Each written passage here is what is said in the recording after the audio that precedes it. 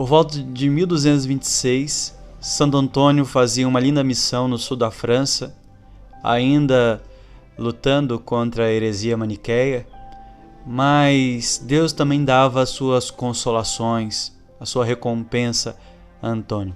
Parece que Antônio tinha um lindo carisma com crianças, não no sentido apenas dele com afeição às crianças, mas também dos milagres que estavam sendo operados nesse instante, nesse ano de 1226.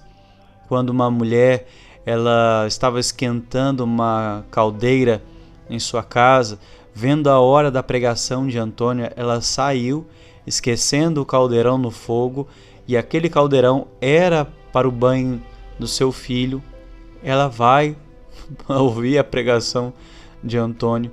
No meio do sermão, ela se recorda da caldeira que estava no fogo, e o objetivo era esquentar água para dar banho para o seu filho, e ela sai desesperada no meio do sermão de Antônio, e quando chega em casa, o seu filho estava dentro da caldeira. E milagrosamente não aconteceu nada com aquela criança. Estava ali, mas nada aconteceu.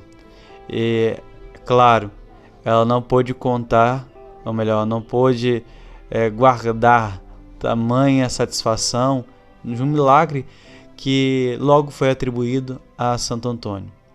E depois de uma mulher que, ao voltar para casa depois de um sermão, ela encontrou seu filho morto no berço. Ela correu ao retorno para o nosso santo padroeiro e ela narrou tudo o que estava acontecendo em prantos, o que aconteceu quando ela chegou em casa e viu a criança morta. Antônio, por 3 vezes, disse: calma, volta para casa. Nada aconteceu. E Deus, ele disse ainda, que Deus terá piedade dela. Então, quando ela volta para casa, estava a criança brincando, como se nada também tivesse acontecido. Então, esses sinais já nos mostram o tema de hoje. Quando Antônio foi para Limousin, uma cidade, um lugarejo na França, e ao chegar lá, ele logo foi acolhido também por um proprietário que tinha uma linda casa, um lugar mais afastado da aldeia. E Antônio aceitou o convite de ir lá ficar, de pernoitar naquele lugar.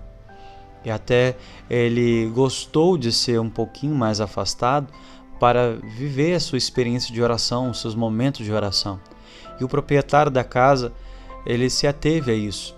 Escolheu um quarto mais afastado de todos os cômodos da casa, e para que Antônio ali estivesse a sós com Deus, fizesse a sua oração, o seu momento de contemplação com o Senhor. E assim foi feito. Antônio foi para o lugar mais retirado de todos os outros cômodos da casa. É interessante que, se era um lugar afastado, não seria um lugar de passagem, mas não sei a situação, aquele dono da casa precisou passar pelo quarto de Antônio. E quando ele passou e viu pela janela, ele não conseguia decifrar e assim ficou ali inebriado, vendo o que estava se passando dentro do quarto de Antônio. Antônio conversava com uma criança. Conversava, colocava nos braços, a criança, por sua vez, o abraçava, e não apenas isso, Antônio ainda conversava com a criança e a criança conversava com ele. E ali ele viu que aquela criança era o menino Jesus, a conversar diretamente com Antônio e ver a intimidade um com o outro. É um consolo na alma para Antônio, essa proximidade de um Deus que se apresenta a ele com uma doçura, com uma inocência como criança, a conversar com ele, a o instruir, a tocar na sua alma. E quando Antônio volta para o convívio social da casa, ele disse para aquele homem, porque o menino Jesus havia falado para ele de que o dono da casa tinha visto pela janela. Ele disse para não contar nada para ninguém no instante em que ele ainda estivesse vivo. E por isso, para ele guardar esse segredo até pelo menos a sua morte. Quando Antônio morre, aquele homem mais que depressa começou a contar o relato que ele viu em prantos. E por isso hoje nós temos acesso de que Antônio, ele tinha esses momentos de intimidade com o Senhor. E o menino Jesus se apresentava a ele como menino Jesus, dele colocá-lo nos braços, de abraçar o menino Deus. E assim, hoje nós vemos tantas imagens de Santo Antônio sempre com o menino Jesus.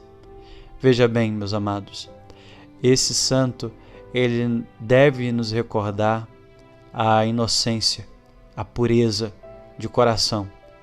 Porque, querendo ou não, nós às vezes, no processo de amadurecimento, vamos também perdendo a inocência, vamos perdendo também a simplicidade de coração e vamos nos tornando quase que estragados pelas dificuldades de nos relacionar com o outro, de perder a pureza de coração, pela malícia, pela maldade do mundo.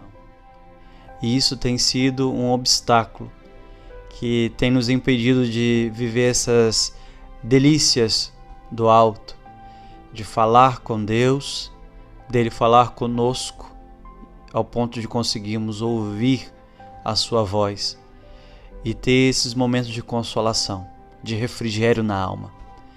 Que o mundo não endureça o nosso coração, que as experiências negativas não endureça o teu coração. Por alguém que te feriu, que te traiu, não obstrua esta linda intimidade que você é capaz de ter com Deus. E Deus certamente quer falar com você, mas é preciso sermos dóceis, ter um coração aberto, um coração puro para ouvi-lo, para ser tocado pelo nosso Deus.